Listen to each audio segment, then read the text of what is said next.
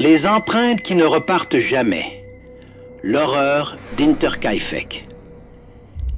Imaginez trouver des empreintes de pas dans la neige fraîche menant jusqu'à votre porte.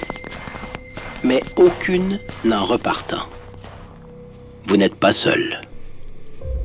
Imaginez un instant le silence absolu de l'hiver bavarois. Nous sommes en 1922, dans une ferme isolée coupée du monde par une épaisse couche de neige. Andreas Gruber, le patriarche, sort faire sa ronde matinale. Ce qu'il découvre ce matin-là aurait dû le faire fuir instantanément.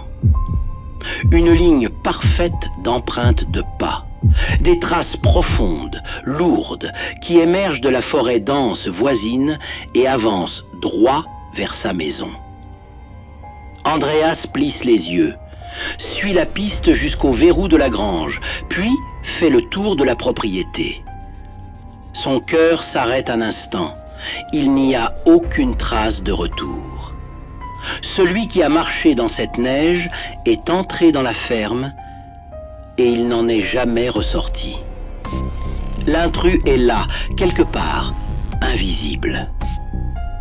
Pour comprendre l'horreur qui va suivre, il faut comprendre l'endroit.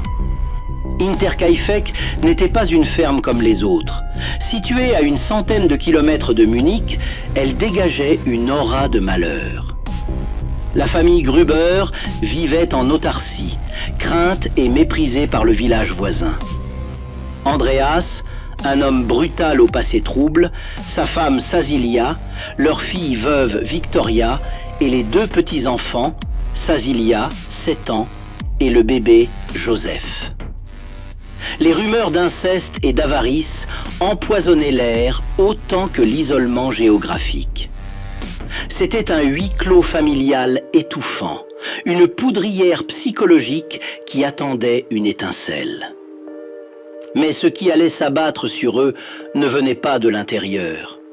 C'était une force extérieure, patiente et d'une cruauté inimaginable. 6 mois avant le massacre, la bonne de la famille démissionne brusquement. Elle quitte les lieux en courant, terrifiée, hurlant que la maison est hantée. Elle parle de bruit de pas dans le grenier, de regards qu'elle sent peser sur sa nuque lorsqu'elle est seule. Andreas Gruber se moque d'elle, la traitant de folle. Pourtant, quelques jours avant la nuit fatale, l'inexplicable commence à s'accumuler. Andreas trouve un journal de Munich dans sa propriété. Personne dans la famille ne l'a acheté. Le facteur ne l'a pas livré. Ce journal n'a aucune raison d'être là. C'est comme un message silencieux, une preuve que quelqu'un observe, quelqu'un qui a accès à leur intimité sans jamais se montrer. La tension monte d'un cran lorsque les clés de la maison disparaissent. Andreas ne trouve plus le trousseau principal. Puis, il remarque des rayures sur la serrure de la remise à outils, comme si quelqu'un avait tenté de la forcer. La nuit, la famille entend des bruits sourds provenant du grenier. Des pas lents, délibérés. Andreas inspecte les lieux, fusil à la main, mais ne trouve personne. Il raconte ces événements étranges à ses voisins, mais par orgueil ou par avarice, refuse de faire venir la police. Il décide de protéger sa forteresse seul. C'est cette décision qui scellera leur destin. L'ennemi n'est pas un fantôme, c'est un prédateur de chair et de sang qui vit littéralement au-dessus de leur tête, attendant le moment parfait. Le 31 mars 1922, une nouvelle bonne, Maria Baumgartner, arrive à la ferme. C'est son premier jour. Elle dépose sa valise, ne se doutant pas qu'elle vient d'entrer dans un tombeau. La journée se passe, le crépuscule tombe et une tempête de neige se lève, effaçant le monde extérieur. La nuit enveloppe Interkaifeck.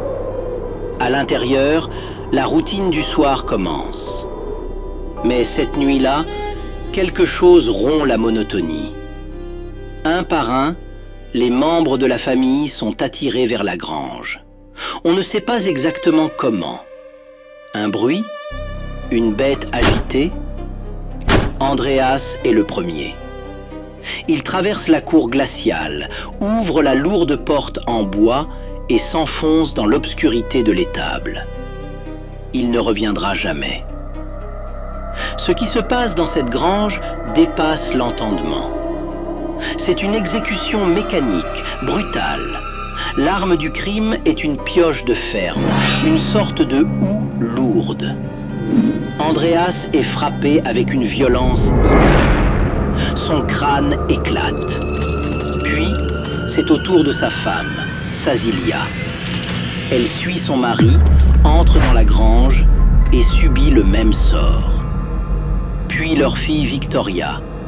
Et enfin, la petite Sazilia, 7 ans. L'assassin ne se contente pas de tuer. Il entasse les corps les uns sur les autres, comme du bois de chauffage. Il couvre les cadavres de foin et d'une vieille porte, dissimulant son œuvre macabre dans l'ombre, tandis que le bétail, témoin muet, s'agite à quelques mètres de là. Mais l'horreur ne s'arrête pas à la grange. Le massacre n'est pas fini. Le tueur, le souffle court, couvert du sang de 4 personnes, quitte l'étable et se dirige vers la maison principale. Il sait qu'il reste des survivants. Il monte à l'étage, dans la chambre de la nouvelle bonne, Maria. Elle n'a même pas eu le temps de défaire son lit. Elle est tuée dans son sommeil. Enfin, le monstre se dirige vers le berceau du petit Joseph, 2 ans. L'enfant dort paisiblement. Avec une force effroyable, le tueur abat la pioche sur le visage du bébé. Le silence retombe enfin sur Hinterkaifeck. 6 morts. Une extermination totale en moins d'1 heure. Les jours passent. 1, 2, 3 jours. La ferme est silencieuse, mais pas inerte. C'est ici que l'histoire bascule dans la démence pure. Les voisins voient de la fumée sortir de la cheminée. Ils pensent que tout va bien. Le facteur remarque que le courrier s'entasse, mais personne ne s'inquiète outre mesure. Pourtant, à l'intérieur, au milieu des 6 cadavres en décomposition, quelqu'un vit. L'assassin n'a pas fui. Il est resté. Il a dormi dans leur lit. Il a mangé leur pain, coupé leur viande. Pire encore, il est allé nourrir le bétail dans la grange, enjambant les corps empilés de la famille qu'il venait de massacrer pour donner du foin aux vaches. Le 4 avril, l'absence de la jeune Tsazilia à l'école et le courrier non relevé finissent par alerter les voisins. Lorenz Schlittenbauer, un voisin qui avait eu une relation avec Victoria, décide de mener une petite équipe pour vérifier. Il force la porte de la grange. L'odeur est la première chose qui les frappe. Puis, dans la pénombre, Schlittenbauer soulève la vieille porte posée sur le tas de foin. La vision d'horreur les paralyse. 4 corps fracassés, entremêlés, le sang séché, formant une croûte noire sur la paille. La petite Tsazilia a des touffes de ses propres cheveux dans les mains. L'autopsie révélera qu'elle a survécu plusieurs heures, s'arrachant les cheveux de douleur et de terreur au milieu des cadavres de sa famille. La police de Munich arrive, mais l'enquête est un désastre dès le début. La scène de crime a été piétinée par les voisins, détruisant des preuves cruciales. Les enquêteurs font alors quelque chose d'impensable aujourd'hui. Pour faciliter les analyses, ils décapitent les 6 victimes. Les têtes sont envoyées à Munich pour être étudiées par des voyants et des médiums, dans l'espoir de trouver une piste métaphysique. Ces crânes ne seront jamais réunis avec les corps. Ils seront perdus, probablement détruits, durant les bombardements de la Seconde Guerre mondiale. Les victimes d'Interkaifeck reposent aujourd'hui sans tête, un dernier outrage à leur mémoire. Qui a pu commettre une telle atrocité? La théorie du vol est rapidement écartée. Une somme importante d'argent et des bijoux ont été trouvés dans la maison, bien en vue. Le tueur n'a rien touché. Ce n'était pas un cambriolage qui a mal tourné, c'était personnel. C'était une exécution motivée par une haine profonde. La violence des coups, l'acharnement sur les visages, tout indique une volonté d'effacer l'identité des victimes. De plus, le fait que le tueur soit resté sur place indique qu'il se sentait chez lui, ou qu'il considérait la ferme comme sienne désormais. Les soupçons se tournent vers Lorenz Schlittenbauer, l'homme qui a mené les recherches. Il avait eu une relation avec Victoria et pourrait être le père du petit Joseph. Il devait payer une pension alimentaire et en voulait à la famille. Lors de la découverte des corps, les témoins disent qu'il n'était pas choqué, qu'il manipulait les cadavres avec une familiarité dérangeante. Il connaissait la ferme par cœur. Avait-il tué pour se débarrasser de ses obligations? Mais aucune preuve formelle ne l'a jamais relié au crime. Il a passé le reste de sa vie à faire des procès à quiconque l'accusait de ce massacre.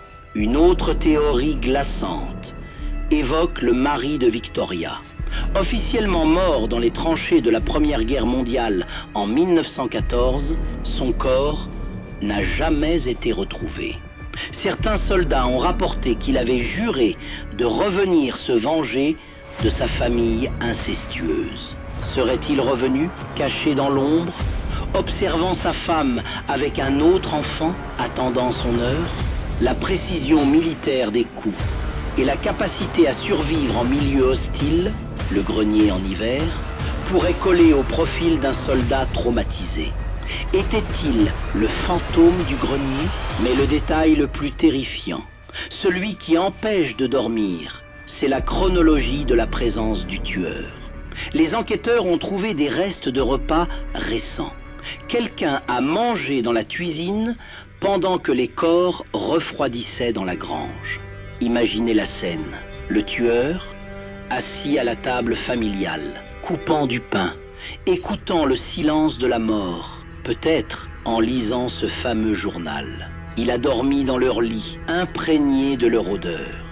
Cette cohabitation avec la mort a duré 3 jours. 3 jours de vie domestique normale au milieu d'un charnier.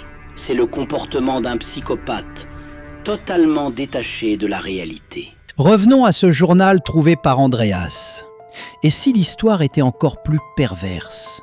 Lors de la démolition de la ferme 1 an plus tard, les ouvriers ont trouvé une cachette dans le grenier, aménagée dans le foin. Il y avait de la paille aplatie, comme un lit, et des tuiles avaient été déplacées pour offrir une vue imprenable sur la cour et les alentours. L'homme n'était pas seulement là depuis quelques jours, il vivait là depuis des semaines, peut-être des mois. Il les regardait dormir, manger, se disputer.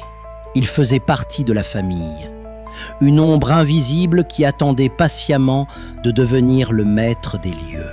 Il y a un détail technique que peu de gens connaissent. L'arme, la pioche, a été retrouvée cachée dans le grenier, nettoyée, rangée. Mais ce n'est pas tout. Les vis qui tenaient la serrure de la salle des machines avaient été dévissées de l'intérieur, bien avant le massacre. Le piège était préparé avec une minutie chirurgicale. Ce n'était pas un acte de folie soudaine, c'était une chasse. Le tueur avait fermé chaque issue, contrôlé chaque accès. La famille Gruber ne vivait pas dans une ferme, Elle vivait dans une cage dont la porte allait bientôt se refermer. Le dernier rebondissement, c'est l'identité jamais révélée. Des décennies plus tard, les rapports de police ont été réexaminés avec les technologies modernes. Les profileurs du FBI et de la police allemande sont arrivés à une conclusion unanime sur l'identité du coupable. Mais ce nom n'a jamais été rendu public, parce que les descendants du suspect vivent encore aujourd'hui. Peut-être même sans savoir que leur grand-père était le monstre d'Interkaifeck. La police a choisi de protéger les vivants plutôt que de venger les morts. Le secret est scellé dans les archives. La ferme d'Interkaifeck n'existe plus. Elle a été rasée jusqu'aux fondations, comme pour effacer le mal de la terre. À la place, il y a un simple monument, une lanterne religieuse qui brûle au milieu des champs bavarois. Mais si vous y allez en hiver, quand la neige recouvre tout et que le vent souffle depuis la forêt, on dit qu'on ressent encore ce malaise, cette sensation d'être observé. Et parfois, on se demande, est-ce que les empreintes se sont vraiment arrêtées? Ou est-ce que le tueur a simplement marché dans les pas de quelqu'un d'autre pour disparaître à jamais dans l'histoire?